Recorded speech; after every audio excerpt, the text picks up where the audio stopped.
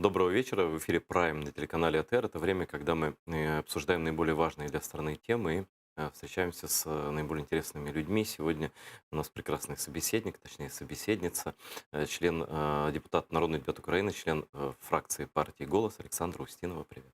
Добрый вечер. Первый раз у нас? Не-не, Не первый, да? не, Это у меня звичайно. первый раз. У Мгм. вас перший раз на вашій Очень місці. приятно.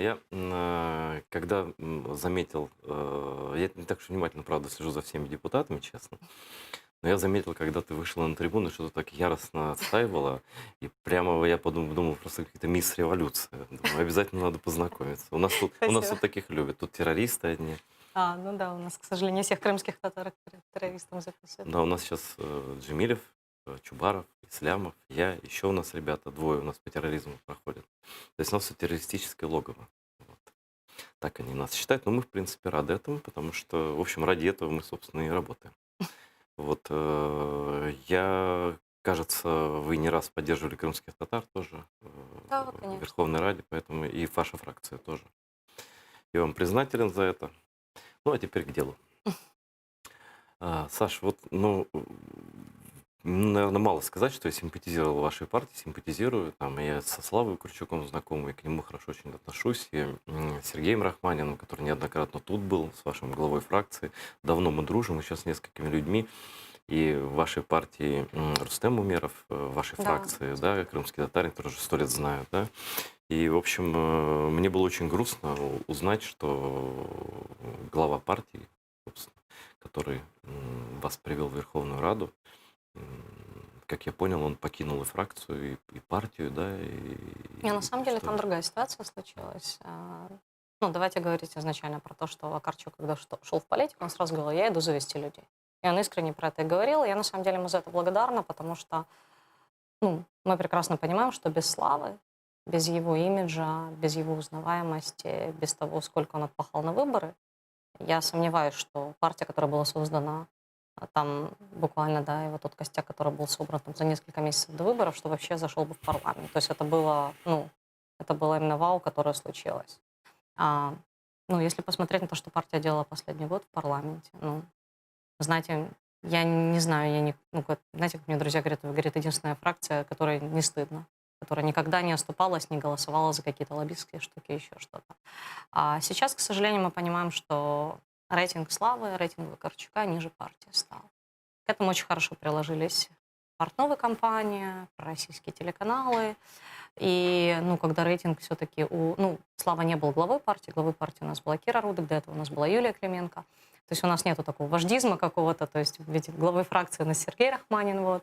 И когда мы начали уже понимать, что на самом деле рейтинг Славы ниже, чем рейтинг партии, и это стало очень такой тревожный как бы звоночек, и он начал говорить, что, возможно, мне стоит все-таки отойти в сторону.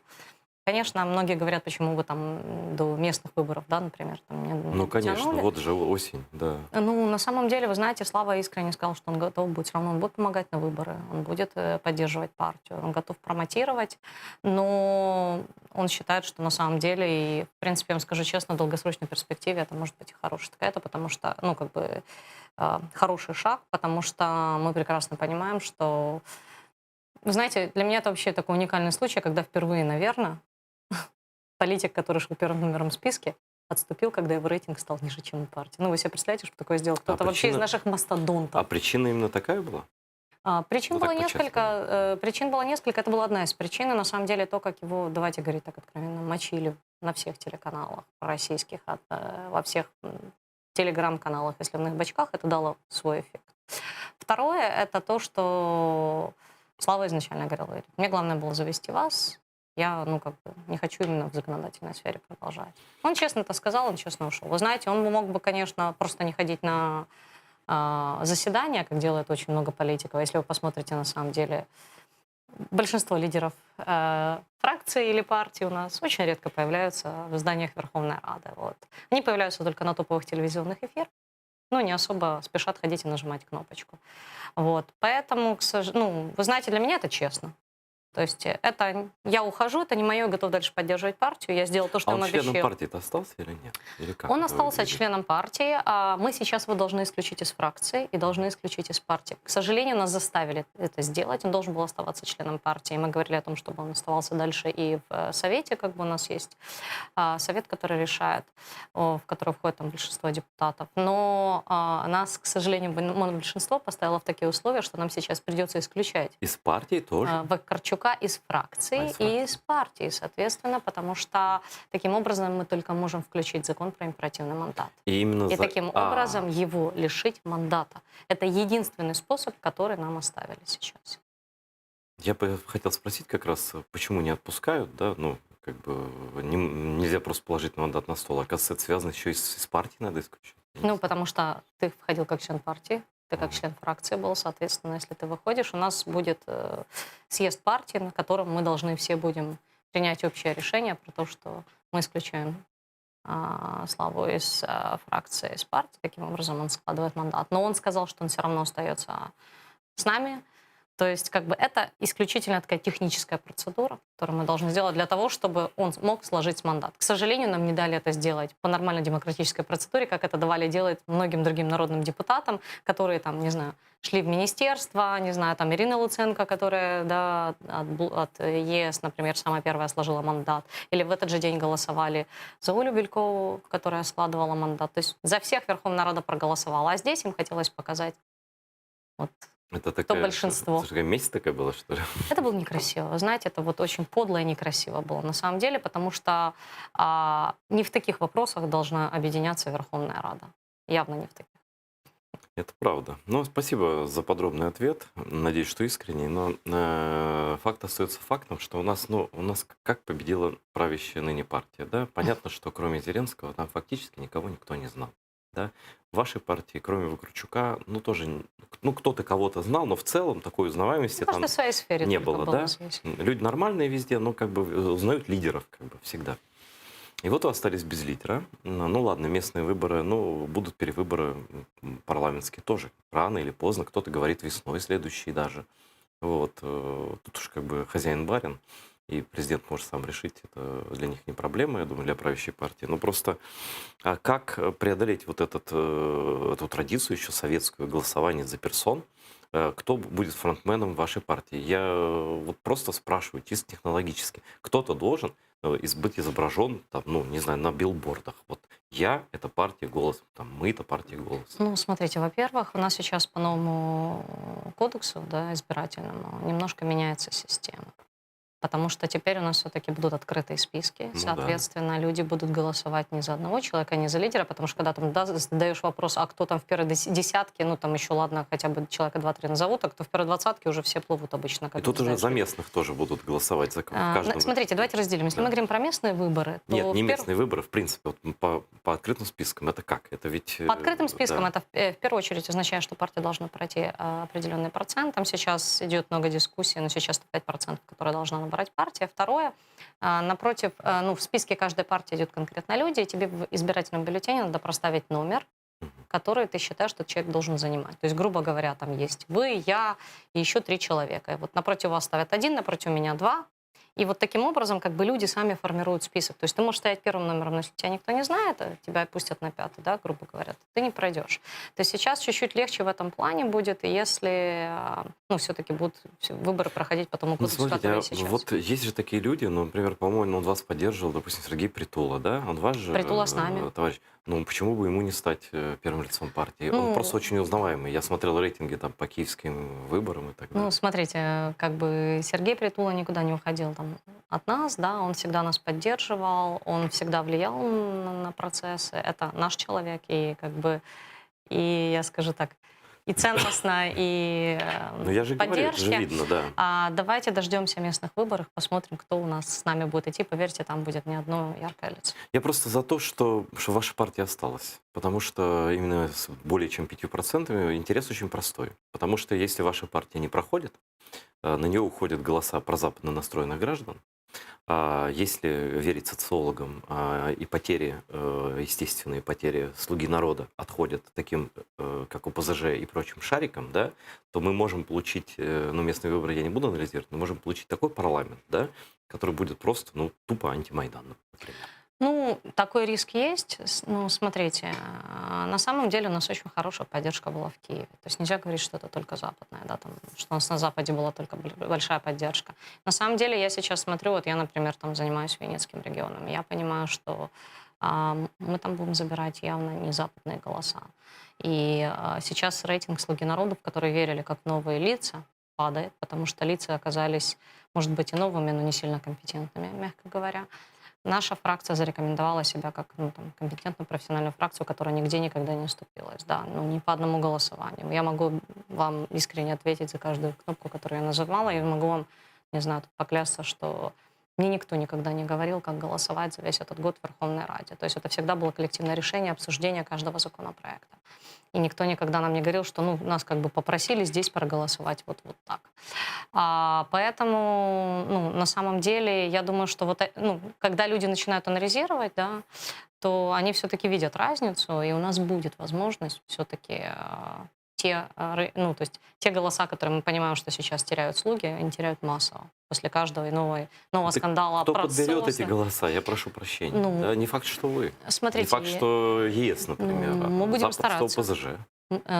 Еще раз. ОПЗЖ может быть. ОПЗЖ, да, сейчас очень растет рейтинг, но еще раз, в чем проблема сейчас Украины? Ну, это не только там в политической. Проблема в том, что люди голосуют за информационные каналы, и людей, которых они видят на информационных каналах. Вот. У нас Да. сейчас колоссальный ресурс имеет ОПЗЖ. Это 3 канала, которые контролируются Медведчуком. Это 112, News One и ЗИК, в которых с утра до ночи просто в уши людям вливаются определенные вещи. У нас появились такие, как Шари, да, которые начинают набирать, и, ну, имея массовую поддержку, которая чисто ФСБшный проект, начинают набирать тоже как бы голоса и раздувать вот это вот в середине как бы ненависти. Ну, ви среди от как украинцев. раз, Саш, ти якраз заступник голови Тимчасової слідчої комісії Да. Верховної Ради України для проведення розслідування відомості щодо дотримання вимог законодавства під час зміни власників інформаційних телеканалів та забезпечення протидії інформаційного впливу Российской Федерации.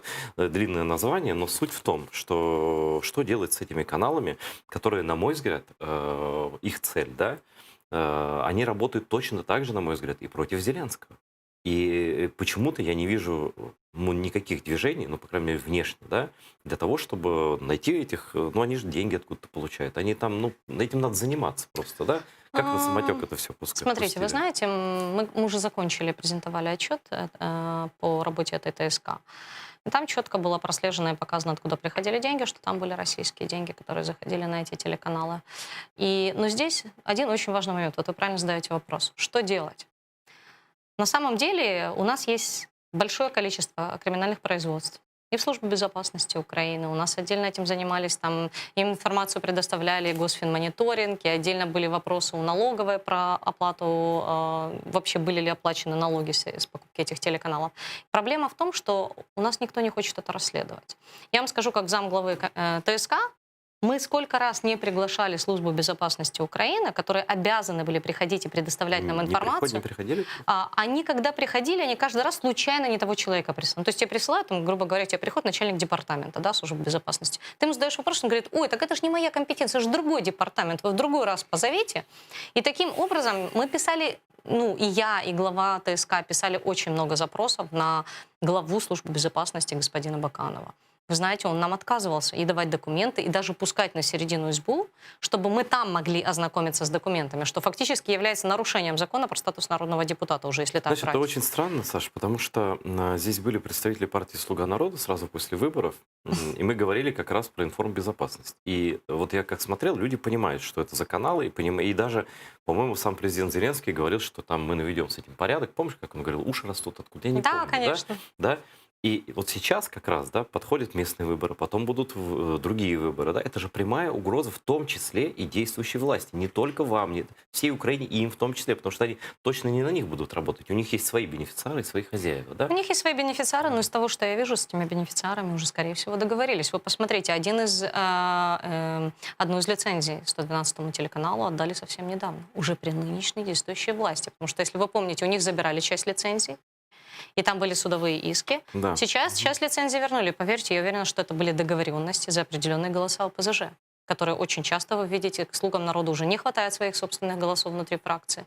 И когда это касается очень таких, мягко говоря, скользких законопроектов или лоббистских законопроектов, им часто дают это ОПЗЖ. Слушай, ну это как орган распродавать. Это себя самому уничтожать на самом деле. Потому что я-то это вижу, эту войну. Ну вот я как журналист там, с 33-летним, прошу прощения, стажем, да, я очень вижу, как хорошо это работает. Да, как это просто убивает вообще всю политическую систему. Потому что мы можем как угодно проценты партий там, считать, там, не знаю, там, сколько кто получил, но это искусственные вещи. Даже хорошие законы выбранные принимать. Но человек идет зомбированный в голове. К сожалению, И да. всё. И проблема в том, давайте говорить так, у нас каждая власть, которая приходит, они, знаете, наступают на одни и те же грабли. Они думают, что можно договориться и можно контролировать. Но так при прошлой то же самое при же было прошлой почти, власти да. было то же самое. Там один из эпизодов в этом, если вы почитаете отчет ТСК, есть прекрасно про то, как прошлая власть пыталась договориться и купить эти телеканалы. И на самом деле, давайте говорить, когда вернулся Медведчук в Украину, когда его бизнес начал развиваться, когда служба безопасности под его компанией, грубо говоря, зачищала конкурентов. Вспомните скандал про сжиженный газ и компании Медведчука, которые имели монополию в Украине. Почему? Потому что всем остальным компаниям перекрыли кислород, и делала это служба безопасности. То есть служба безопасности вместо того, чтобы расследовать деятельность Медведчука и его компании на территории Украины, помогала ему здесь восстанавливать бизнес и развивать. То же самое касается телеканалов. У нас у службы безопасности уже несколько лет открыты криминальные производства. Ничего по ним не делается. То есть, когда ты задаешь конкретный вопрос, что было сделано, мы там куда-то выслали какой-то там международный Запад. Все. Ни Генеральная прокуратура, ни Служба безопасности не могут ответить на вопрос, как продвигается, или прикрываются тем, что это таємниця слідства. И вот у нас такая таємниця слідства уже несколько лет, в то время как процветают телеканалы. Поэтому на что прошлая власть пыталась с ними договориться и контролировать эти информационные потоки, давайте говорить откровенно, они помогали на выборам прошлой власти.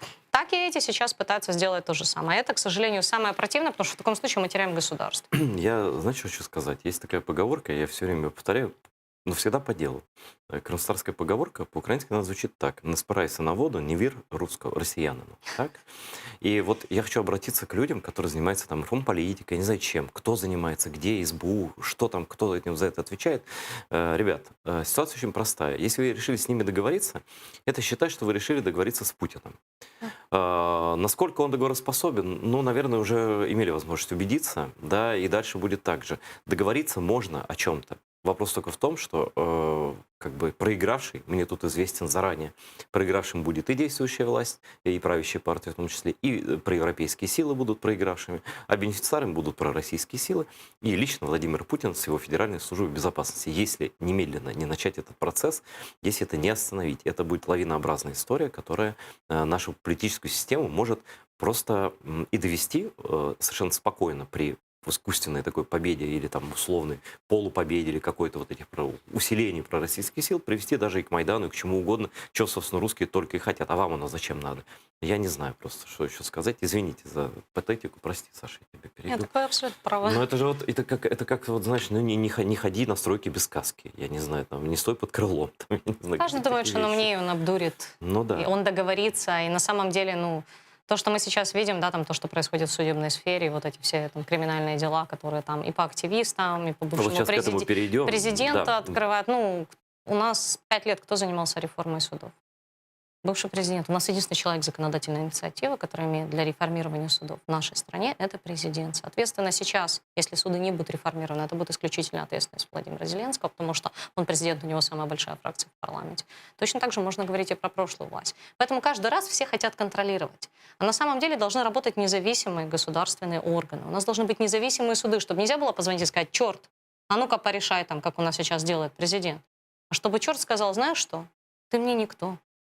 Ты иди, вот у тебя есть написано, что ты как президент Ну да, вы можешь меняетесь, делать, я тут остаюсь. а я государственный служащий, я там судья, я независимый, ты не будешь мне указывать, какие я должен принимать решения. Я давал присягу народу Украины, и все. А почему, Саша, как ты думаешь, вот ты давно в украинской политике, хотя и молодая, вот почему не было таких случаев, чтобы вот судья встал и сказал: мне звонили, я отказался, и сказать, что я не буду, как бы такая, почему нет такой внутреннего какого-то сопротивления судейского корпуса? Были такие случаи. Ну, давайте, один из самых таких ярких случаев, это судья Лариса Гольник с Полтавы, которая пошла против руководителя, главы суда, которая рассказала про то, что происходит изнутри. Но я вам скажу, на нее 3 раза нападали. И ее мужа очень сильно избивали.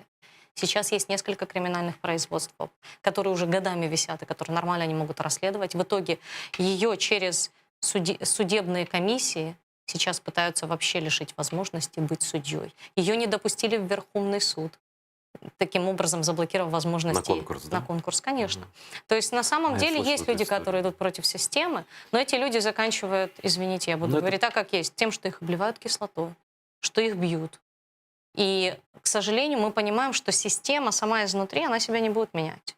То есть без политической воли и сильного давления абсолютно, да. извне, ну, сама система, их это устраивает. Поэтому я говорю, что вот там правоохранительная система, судебная система, ну, это как, знаете, иммунная система организма. Мы там можем, не Ну, знаю, смотри, вот делать ты разные вещи, но без них ни Ты черта не работает. упомянула Порошенко, и, конечно, можно злорадствовать. Я порой читаю у наших журналистов даже каких-то, да, вот, там его бумерангом ударило. Это правда все, это все правда. Что он там не сделал систему независимой, не обновил ее как надо там и так далее. Но у меня как-то злорадства тут нет, потому что сейчас к нему шьют непонятные совершенно дела, которые, ну, прям видно, что слева пришита эта пуговица на спине, да? Абсолютно. Да, но завтра к Зеленскому будут шить такие же дела. Если следующий придет, начнет точно такое же делать, да? Вот в чем причина? Ну, понятно, в общие слова я не для этого, собственно, хотел спросить. Вот что с преследованием Порошенко? Что это, на твой взгляд, вообще? Как это выглядит и почему это происходит? Ну, мы все прекрасно понимаем, что те статьи, которые пытаются ему пришить, это чисто политическое преследование. У меня нету каких-то там, знаете, ну, не знаю, я не являюсь членом партии ЕС или еще что-то, чтобы там отбеливать, но именно те статьи, которые вменяют бывшему президенту такое, как там, превышение служебных полноважений, ну, это просто смешно, потому что президент, это было как раз входило в его полноважение, отдавать те приказы, которые он отдавал, например. Вот. Я, наоборот, смотрю, что чем больше мы дальше двигаемся, тем больше там какой-то вообще русский след чувствуется, потому что когда начинаются уже вопросы, там, например, там, Томаса, да, начинают трогать, то есть там независимость Украинской Мгм. церкви, то есть это уже то, что начинает раскалывать общество. И это очень грустно, то, что это сейчас Нет, это используется. действительно русский дискурс такой, Да, да. абсолютно. То есть я понимаю, как бы, что чем более, ну, что сейчас все больше влияния именно на прокуратуру, там, на правоохранительные органы, да, со стороны России это очень страшно. Есть ли у меня злорадство? Нету. Хотя, с другой стороны, я прекрасно понимаю, что, еще раз, Зеленский наступает на те же грабли, на которые наступал Порошенко. Порошенко все говорили, что надо сделать хорошую судебную реформу. Предлагалось очень много вариантов. Это был тот камень преткновения, за который боролись активисты, за который боролось международное сообщество. Все понимали, что без судебной системы в этой стране мы экономику развить не сможем, потому что нас через суд могут прийти и забрать предприятие у тебя. Вот. На самом деле, ну, Порошенко, что он хотел это контролировать, да, и вот те, например, там, окружной административный суд Киева, он мог одним своим приказом ликвидировать. Одним приказом А президента. он вообще какой-то уникальный, да, этот суд? Он Ну, это сохраненный. самый одиозный суд вообще Украины, потому что через него решаются все самые важные, самые богатые, самые дорогие и все государственные дела. Соответственно, ну, там, мы же слышали все пленки, которые Национальное антикоррупционное бюро опубликовало, про то, как общаются между собой судьи. Да они себя богами считают, а не судьями. И это люди, которые не про правосудие, а про заработать денег и контролировать. Поэтому я же говорю, ну, президент мог одним указом это сделать. Он этого не сделал. Сейчас фактически, ну, как бы второй президент, да, то есть Зеленский наступает на те же грабли. И он не понимает, что он не вечен. У нас каждый президент, который приходит, он думает, что он вечный. А потом, когда заканчивается каденция, и ты теряешь поддержку, да, ну, за тобой приходят. И либо ты за свою каденцию построишь независимые органы, и ты знаешь, что если ты честный, то за тобой не придут, либо все. И, к сожалению, они это не Есть понимают. такая поговорка, да, я не помню, откуда она, какая-то восточная, да, что умный правитель строит хорошую тюрьму. Первое, что он делает, что можешь Да, там и это хорошо, оказаться да. в итоге. Но теперь по другим делам, конечно, дело Кати Гандзюк, это самое-самое-самое. Вот Мангера все-таки арестовали без права внесения залога. Ты немножко сильно больше, чем я в теме, допустим, да? Что там, на какой стадии, и действительно ли понесут наказание заказчики этого преступления? Ну, смотрите, там есть несколько моментов. Первое, что хорошо, что восстановили следствие снова, потому что, если вы помните, были большие протесты активистов, потому что следствие уже сказали, что закончили, передают дело в суд. Сейчас сказали, что еще по некоторым эпизодам будут Там же протесты досудебные. были, извини, я Были перебью, протесты. напомню, да, что сдают сырое дело в суд, чтобы Да, оно там конечно. развалилось, и все эти заказчики как бы сказали, ну, так вот. На самом деле мы тоже понимаем, что только благодаря вот такому, знаете, давлению активистов, да, вообще это дело, это самое страшное, что у нас можно добиться хоть какого-то, не знаю, минимального правосудия в стране, только если ты выходишь массово на Это улицы и политика кричишь об Майданов, этом. к сожалению, вот так она осталась. Ну, Эволюции нет. вы понимаете, самое страшное что у нас приезжал бывший генеральный прокурор, да, Юрий Луценко, сидел возле кровати Кати и обещал, что дело будет расследовано.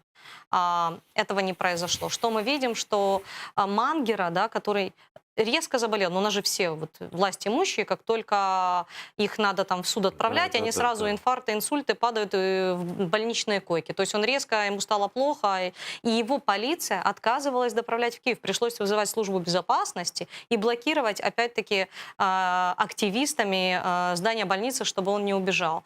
Вот. Сейчас, на самом деле, насколько мне известно, то есть делаются дополнительные процессуальные действия.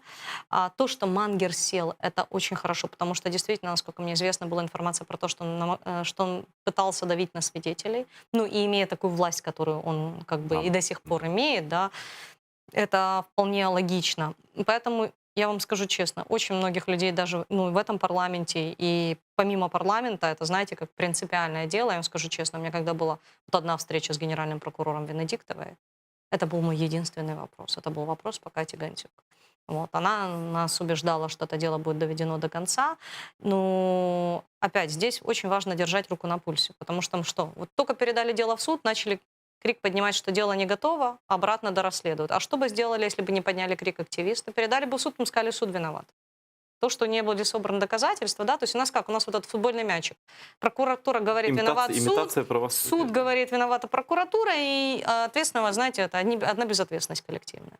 Поэтому я очень надеюсь, у нас продолжили деятельности ТСК, Временной следственной комиссии Верховной Ради, по Кате Гандзюк и по другим активистам. И это очень важно, потому что сейчас можно будет собрать больше доказательств, так как дело Кати, да, оно уникально, но оно показывает, как эта система не работает. Таких людей в регионах очень много. И если мы в Киеве еще там своей публичностью, да, там активисты, там те, что там массовые собрания какие-то есть, вот как по делу Стерненко, могут защититься, то, если ты в регионах, ты один. И тебя будут бить, тебя будут обливать кислотой. Вот судья, про который рассказывала, это Полтава. Там, 2 часа езды от Киева, а уже совсем другой мир. Скажи, пожалуйста, вот в этом парламенте, конечно, есть фракции, есть монобольшинство, то нет, то кто-то еще, но я больше не про фракции, а про людей. Вот и в фракции «Слуга народа», я ПСЖ просто не беру, и в «Слуге народа», и у вас, и в ЕС есть люди, которые вот искренне, патриотичны, скажем так. Да. Вот есть какое-то большинство, какая-то часть парламента, которую вы считаете вот по таким делам, как, как дела Гандзюк, да, как какие-то принципиальные вещи, что они могут встать и сказать, нет, так не можно, надо что-то менять, надо требовать там реформы судебной системы, еще чего-то, или все равно по фракциям все разойдутся и будут, как им скажут, так и говорить. Смотрите, проблема в том, что очень многие начинают играть в политику. И опять, когда мы выходим и говорим, что надо расследовать дело Кати Гандзюк, я уверена, что у нас там выйдет третья, если не половина парламента. Мгм. Но когда мы говорим, что для того, чтобы расследовать дело Кати Гандзюк, нам надо реформа правоохранительной системы, нам надо реформу полиции, нам надо снятие министра, нам надо реформа судов, большинство людей, которые выходят, они уходят. Почему? Потому что никто не хочет говорить про то, что надо подписываться за отставку Арсена Авакова. Всем либо страшно, либо, как мне говорят, бизнес у меня потом заберут, хотя у депутатов бизнеса, может, да, не должно вообще быть, как бы, если, так уже говорить. Вот. Или, ты же понимаешь, мне потом там соцэконом на регион не дадут. И то есть люди, к сожалению, уже сейчас очень многие начинают идти на те компромиссы, на которые нельзя идти, как я говорю, компромиссы с совестью. Потому что когда ты идешь на компромисс с совестью, и ты закрываешь глаза на такое, чтобы на округ получить 10 или 20 миллионов, так у тебя потом на округе людей убивать будут, если реформы не будет. Поэтому, когда доходит до таких политических, давайте говорить вот откровенно, вот отставка Арсена Авакова. Она очень красиво показала, на самом деле, да, вот что происходит внутри парламента. То есть, да, вышло 30 или 35 слуг народа, которые искренне поставили подпись и сказали, мы не боимся. У нас нет бизнеса забирать, мы все честно задекларировали, и мы считаем, что это неправильно. Причем, я вам скажу, некоторые люди меня искренне удивили, когда они ставили подписи. А с другой стороны, оппозиция, я не буду говорить там про ОПЗЖ, но ни БЮТ, ни ЕС, кроме Яны Зинкевич, не дал ни одной подписи. Ни одной. Смотрите. Хотя ровно за 15 минут до этого поставили подписи за отставку Степанова. Поэтому, понимаете, вот Это когда политическая ярмарка какая-то, я прошу прощения. это очень некрасиво. Я, просто, смотрите, да. я как бы Хочу только одно спросить. Вот в нынешней власти, ну мы же видим, насколько она хаотична. То тут, то там, непонятно. И вроде есть и хорошие люди, и такие люди, и сякие люди. И там, ну, то есть я не вижу цельной системы власти, ну как вот она должна работать. Да? Ну я не вижу, по крайней мере, в цельной какой-то политике, в чем-либо до конца. Да? В отличие от всех от них, Арсен Аваков выглядит человеком, который действительно является системным. Да? Который, вот сейчас происходит наводнение. Нет, ну смотрите, наводнение, там Аваков, здесь Аваков. Тут Аваков, там у него все работает. Здесь у него эта система как бы, ну, працюючая, так?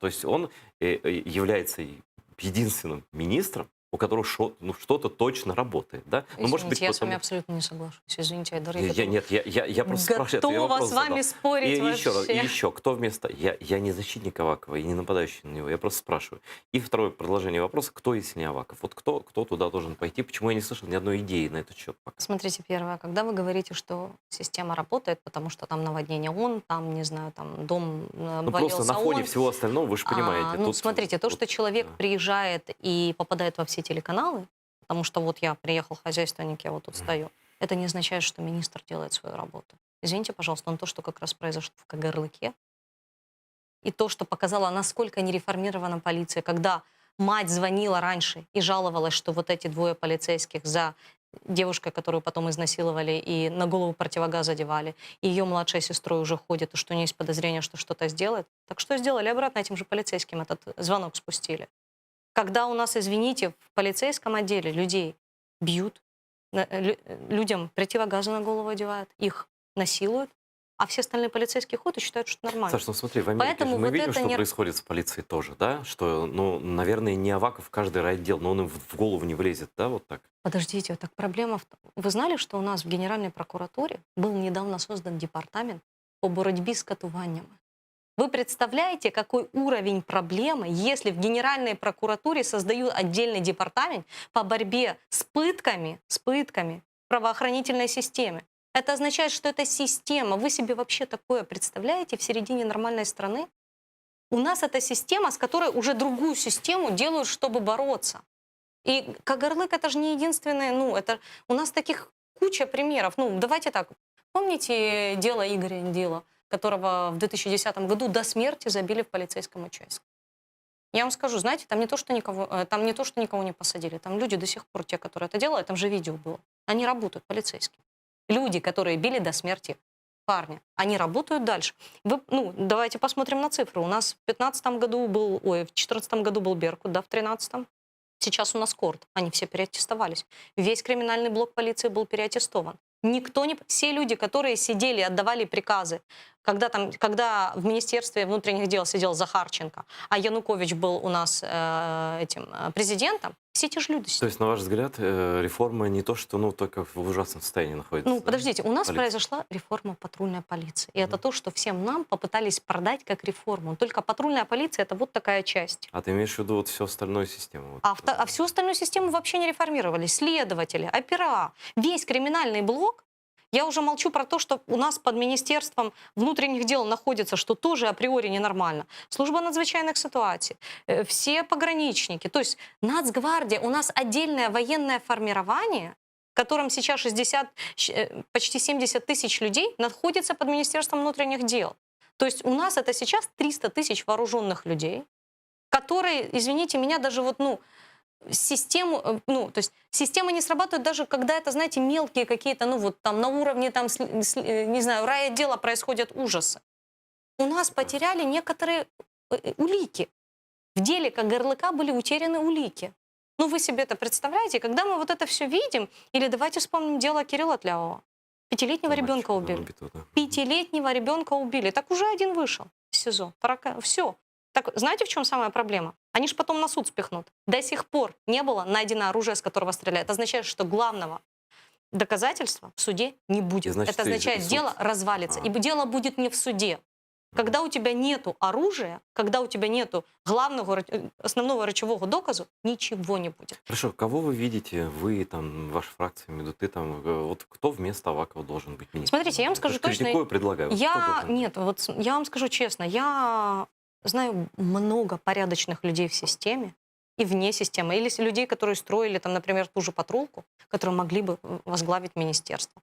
Прекрасно, они бы справились с этой функцией, я уверена. Но я вам гарантирую, как только я назову имя хоть одного человека, этому человеку никогда не стать не то что министром, а даже вообще клерком в министерстве или не повыситься. А Давайте я вам пример приведу. Знаете, вы видели, что в Ровном случилось 2 дня назад? А когда драка? Илья Кива со своими тушками и Литвиненко, по-моему, да, депутат от «Слуги народа», приехали там устраивать, ну, провокации, скажем так. И когда бросили гранату, глава патрулки Ровного своим телом фактически закрыл, чтобы людей спасти. И я посмотрела его биографию. Он прошел с нуля до руководителя патрульной города. А он воевал, то есть он стоял на Майдане. То есть это человек ценностный, который пошел туда работать в систему для того, чтобы ее менять. И я уверена, что таких ребят в системе много. Просто этим ребятам сейчас выкручивают руки. И поверьте, у нас сейчас проблема в патрульной полиции уже начинается. Потому что те, кто приходили на идеи, они видят этот развал этой всей системы. А можно я спрошу про реформы? Вот наверняка же ты близка с Саакашвили идейно была всегда, да? У меня были очень... Ну, давайте Ну, так, 50-50. антикоррупционеры, ты же антикоррупционер. Смотрите, я идейно, да, но в реализации, ну, как бы у Ну меня и были некоторые другие. где Михаил Николаевич у нас? Чем он сейчас занимается? Ну, кроме там, я не знаю, сайта, страницы в Фейсбуке. Я вот честно не понимаю. Ну, я думаю, это больше вопрос все-таки к правительству, потому что как бы они его назначали заниматься сейчас реформами, вот, но на самом деле, ну, грузинская команда сделала много очень неплохих и толковых, в том числе и Хатя, например, да, Деканаидзе, который сейчас обвиняют в провале реформы полиции, но это просто нонсенс. Вот. Поэтому, ну, вы знаете, искренне, это как бы вопрос не ко мне, никогда не было близко там или там не общалась в каком-то ближнем кругу с Михаилом Саакашвили. Да, я поддерживаю, я вам скажу искренне, я когда увидела Грузию, которую, ну, И я что там был, и произошло? тоже видел, да, и тоже я был такой Оно весь вызывает розовый. восхищение. Вот. Да. Просто в Украине другая ситуация, в Украине немножко другая. И давайте говорить честно, в Грузии была политическая воля. Саакашвили дал зеленый свет. И когда надо было делать правильные вещи, он давал на них зеленый Вам не свет. кажется, что за Михаил Николаевич Саакашвили сдулся как политик? Я не буду это комментировать, потому что я искренне, я его не знаю лично и не буду комментировать. Не человека. знаю, не Ну, знаю. я лично, я же говорю, я несколько раз с ним на общих встречах была, поэтому я не буду комментировать человека, которого лично не знаю. Простите, ради бога. Да не, ничего страшного. Чем закончится дело Стерненко? Вы знаете, это как раз не знаю. И меня это пугает. Это будет завтра как раз, кстати, завтра суд в 11 утра апелляционный по мере пресечения. Вот. Но то, что я сейчас вижу, у меня вызывает страх. Потому что это как раз будет показатель того, наша правоохранительная система все-таки уже полностью прогнилась под Российскую Федерацию. Или все-таки будут отстаивать еще какую-то свою независимость. Потому что то, что я сейчас вижу, и я вижу, как бы формируется, да, весь этот нарратив, как он формировался Информационный в том изначально. числе, да? Информационный в том числе, ну, конечно. Ну, вот если включите ЗИК-112 и News One, там круглосуточно, начиная с сентября месяца, депутаты Там ОПЗЖ одна тема. говорят... Это враг Украины номер один. Это самый страшный человек на земле. Ну, после Усама бен Ладена, конечно, которого уже нет с нами. Да. Да, это, конечно же, Стерненко. Это Стерненко. Ну, то, что сейчас вижу, то, что, например, ну, то есть... Как эта тема разыгрывалась Портновым, как это разыгрывалось депутатами, близкими к Портнову. То есть мы Как будто ноты раздали, да? Вот, очень красиво и да. очень грамотно. И на самом деле вначале, ну, я понимаю, что это бы, ну, наверное, скорее всего, это было бы разыграно раньше, если бы дело не было передано в СБУ, не забрано в МВД. Вот. И хотя это пытались через суд все-таки незаконно через суд вернуть дело обратно. Сейчас оно в СБУ же, до сих пор в СБУ. Дело в СБУ, дело в Генеральной прокуратуре. Ну, дело, давайте так, дело в Генеральной прокуратуре, потому что в первую очередь сейчас уже процессуальная включается вещь, потому что уже суды пошли. И когда на суд по избиранию меры пресечения пришел бывший прокурор, который сказал, мне говорили, что надо будет с этим дело делать, я отказался. Да, это было довольно показывается, показательно, да. Это показывает политическую сторону этого дела. И я хочу обсудить с тобой, конечно, вопрос Крыма. Специально под конец оставил, у нас 10 минут на это. Вот то, что я слышу уже 5-6 лет про стратегию деоккупации и реинтеграции Крыма.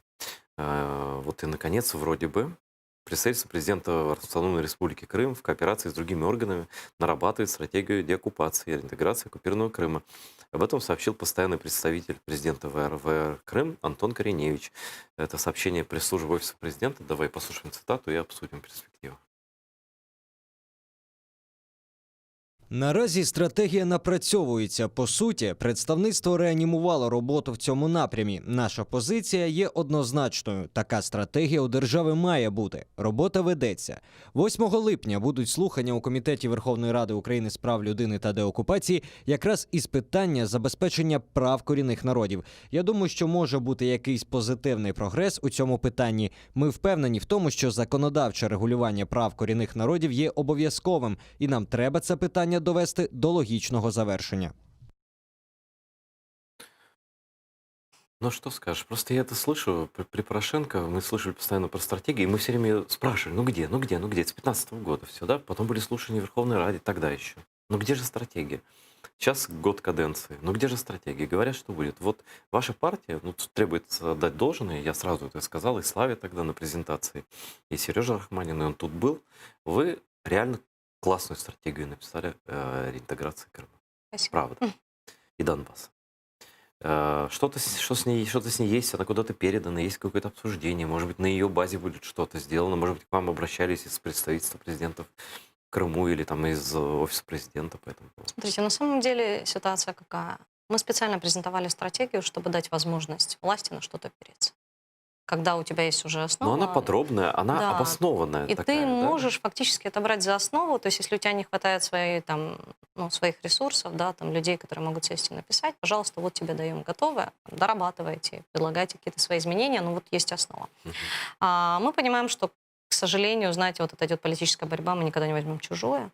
И как мы видим, до сих пор нет такой ничего... принцип работает, Ну, да? Что у если меня не раз было, Ага. когда там наши законопроекты просто переписывали, подавали под, там, например, «Слуги народа» подавали. Переписывали-то хорошо хоть? Да нет, там просто, банили и под себя подавали. Ну, то есть, на самом деле, это такое. Главное, чтобы законы нормальные принимали. Ну да. Но по Крыму у нас всегда было очень четкое понимание. У нас и один из наших коллег, да, Рустам Умеров, у нас в фракции, он постоянный, я вам скажу, это человек, который... У нас ни одно заседание, ни одна встреча не проходит без того, чтобы Рустам не поднимал вопрос Крыма. Вот. Все четко понимают, что, во-первых, да, нам надо точно там закон про коренные народы. Потому что это четко даст возможность Я вам разделить. тайну одну открою. В Украине один коренной народ, так получилось. Так я про это и говорю. Крымские Фактически татары. это крымские татары. Ну, там крымчаки, караимы, но их уже Это такое часть, количество, это да. часть нашего этноса крымского. И просто это не их все об очень этом знают. маленькое А во-вторых, количество. несколько сотен человек Да. в мире осталось, да? Вот, то есть на самом деле все понимают, что надо делать. Мы это четко артикулируем. Но в чем проблема? У нас есть два варианта. Либо мы, и я очень надеюсь, что представители европейской солидарности, там, депутаты нас тоже в этом поддержат, так как все-таки представители крымско-татарского народа есть и в европейской солидарности, да, вот, то есть, и мы это будем подавать как от оппозиционных сил. Ну, правильно бы это было, чтобы это шло все-таки от президента и власти. Ну, конечно. Потому что в ну, таком случае есть реальный шанс принятия. Ну, так, может быть, сесть, я не знаю, опять, не знаю, как там у вас устроено, может, вы там друг другу там плюете на спину, я не знаю. Но вот Боже можно же я опять без этой вот фракции на букву «Ж», да, собрать людей и патриотичных, в том числе и слуг народа. Ну, они же были на вашем месте, у меня сидели. Есть нормальные, абсолютно понимающие все люди и на нормальных постах, да, в Верховной Раде. Может быть, собраться по Крыму какой-то провести Ну вот мощный смотрите, штурм то, что я мозговой. сегодня видела, то, что Да. будет 8 числа, например, в Комитете деоккупации и реинтеграции, и прав человека, да, будет обсуждение вот это уже, мне кажется, хороший шаг вперед. Да. А я искренне рада то, что у нас впервые, знаете, такое большое все-таки представительство крымских татар. Больше, чем было во всей любой Верховной Раде. У нас раньше было двое, сейчас нас трое. У нас отдельно есть Тамила, да, которая занимается в администрации президента там вопросами крымских татар. У нас... Ну, и Минет Джипарова есть, да. Есть имена, которые назначили первый да. заступник. Сегодня я знаю, что Снайвера все-таки вашего назначили замом Резникова. То есть на самом деле мне нравится, что все-таки как бы там ни было, больше представительства. Но крымских это должно, татар в середине. количество должно переходить в качество. Качество знаете, решений, Вы понимаете? знаете, я вам скажу искренне, что всех, кого я встречала представителей во власти крымских татар, у меня к ним никогда не было замечаний. Например, я вам скажу, Арсен Жумадилов, да, есть, который медицинскими закупками занимается. Это человек, который пошел против системы. Он пошел против 2 министров и отстоял. И я вам искренне скажу, мы его поддерживали, отстаивали. Саша, я объясню, почему. Я всем говорю, когда вы думаете о крымских татарах, имейте в виду одно. Мы-то, конечно, разные люди. там хуже, лучше, там Да. светлые, темные, там уже глаза, шире глаза, голубые, там зеленые и черные, но у нас у всех за спиной море, нам терять нечего. И поэтому среди нас не будет там членов фракции на букву «Ж», там, да, из нас не будет людей, которые будут говорить, давайте воду в Крым подадим, да, с какого-то панталыку и так далее, и так далее. То есть у нас есть такие красные линии, да, которые за нами стоят в виде пропасти, да, то есть у нас нет там варианта там немножко повилять на этих линиях, да. Но вот я за то, чтобы просто у вас в вашей партии правда хорошая стратегия для оккупации Крыма. Любой, кто ее прочитает, любой, он поймет, что там есть на что опираться. Я призываю вас ее продвигать и настаивать на том, чтобы ее рассматривали в числе, ну, в рамках, пусть это будет доработанная стратегия, но она хорошая у вас, и она первая. Просто вот по факту. Ну, Да. мы искренне всеми своими силами, что можем, делаем, работаем. То есть у нас, я же говорю, не только там депутаты, там, как Рустам, да, там занимаются темой Крыма. Видите, это, ну, это позиция всей фракции. То есть я точно знаю, что тема как раз вот нашей стратегии не раз поднималась и с президентом, когда были встречи. То есть искренне все, что можно делать на нашей, ну, как бы на нашем уровне, там, маленькая фракция в парламенте делается. Мы, конечно же, будем пытаться эти вопросы поднимать, если будут какие-то законопроекты подаваться от власти. Но мне искренне хотелось бы все-таки, знаете, чтобы здесь, чтобы такие законопроекты, как там про коренные народы, да, или там про статус Крыма, чтобы они все-таки шли от власти, потому что тогда мы точно знаем, Ну, что они будут конечно. Ну, приняты. результат должен быть. Да, должен быть результат. То есть, да. понимаете, если бы мы хотели, вот я вам скажу искренне, просто там красиво Попиариться, пиара да. или попиариться, мы подали эти законопроекты, да, и просто их там, грубо говоря, похоронили. И мы бы их похоронили на ближайшие 5 лет для крымско-татарского народа. Но мы понимаем, что этого нельзя делать, потому что мы делаем? Мы разрабатываем стратегии, презентуем их власти. Мы организовываем вот там слушания, организовывали же отдельные по Крыму. Организовываются обсуждения в комитетах для того, чтобы этот вопрос поднять и все-таки двигать вместе с ними. Потому что по-другому, ну, мы не сможем помочь. То есть нам лучше все-таки помогать власти это двигать, чем самим, иначе, ну, к сожалению, результат будет меньше. Ну, у вас вообще фракция, конечно, маленькая, что там говорить, но интеллектуально она достаточно мощная, это правда. Спасибо. У вас есть идейные люди, у вас есть такие люди, которые могут, я персон не буду называть, чтобы там никто ничего не сказал, чтобы кого-то забыл. Вот, но да, я желаю вам, чтобы вы, несмотря на то, что вы ничего не можете принять одни, но, может быть, это ваш шанс как раз быть таким, ну, не знаю, наконечником каким-то, который будет прорубать эту стену, которая уже... Пытаемся. Ну, а просто иной роли И у вас в парламенте нет. останавливать, чтобы они не перешли красные линии. Вот это очень важно еще будет. Вот это будет, я искренне считаю, что это будет. А вообще вот набагато вопрос зрады, он еще актуален или уже нет? Так очень коротко. Конечно, актуален. Я вам скажу, что когда начались вот эти первые, если помните, такие движения в сторону там ЛНР, ДНР, что мы Вроде бы пробовали уже нет. людей вводить. Вроде А бы уже почему нету? Резников, вроде уже сказал и Кулеба, все там, все по вопросам воды, вот это все. А вы уверены, что если бы не было внутри парламента такого противостояния, даже внутри И в обществе и в тоже. обществе, Нет, я что не это уверен, будет... конечно. Вы знаете, я смотрю, как они, ну, они пытаются прощупывать. Они смотрят, что можно попытаться, что Ну, нет. то есть, ну вот сейчас я такой откровенной зрады, честно сказать, не вижу. Вот на данный момент на направлении Минска и направлении Крыма. Ну, просто Давайте объективно не вижу. посмотрим, все-таки, подождите, давайте посмотрим тот законопроект, который про народовладие и референдум Давайте предложили. И это очень можно будет использовать в неправильных целях, я вам скажу, в том числе и по Да, Донбассу, есть и по риски, Крыму. да. Причем я же говорил, вот как раз вот референдум, закон-то хороший. Только вопрос, когда у тебя 8 каналов пророссийских, как пройдут эти референдумы? Только реализация Где его тут, может быть очень плачевной. Конечно, да, то есть влиять на народонаселение, которое каждый день политикой не занимается, можно по-разному. И если ты даешь равное право всем, а в информационном рынке это 80/20, да, то тогда результат может быть искривленный. Вот так. Ну, и дело не в том. Дело в том, что потом, имея большинство, в закон про референдум, не в Конституцию, можно внести такие изменения, что можно Ну, будет в общем, голосовать все, что хочешь. мы на самом деле вернулись к тому, от чего стартанули. Это медиабезопасность, которая на самом деле ударит по нам всем, и потом в общем бараке, вот там вот будет ЗЕ, уголок, вот там будет ЕС, здесь будет голос, да, а охранять все это будет на букву Ж, да, ну, всегда бывают полицаи какие-то, которых нанимают, чтобы грязную работу Да исполнять. не, украинцы всегда умели выступать против, когда надо было и объединяться, к сожалению, против врага, только они просто... Знаешь, история ничего не учит, потому что дает примеры всего. Но я, Да. конечно, верю в нашу страну, и спасибо, Саша, что Спасибо пришла. вам огромное. Вот, а наш канал никогда вас не бросит, никогда не предаст Украину и всегда будет говорить правду. И как бы, ну, нам терять-то, собственно, нечего.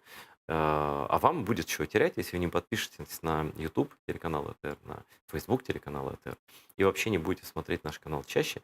Нас смотрят по всей Украине и в оккупированном Крыму, в оккупированном Донбассе. Я всем вам очень признателен за то, что вы с нами. Всего доброго, смотрите АТР.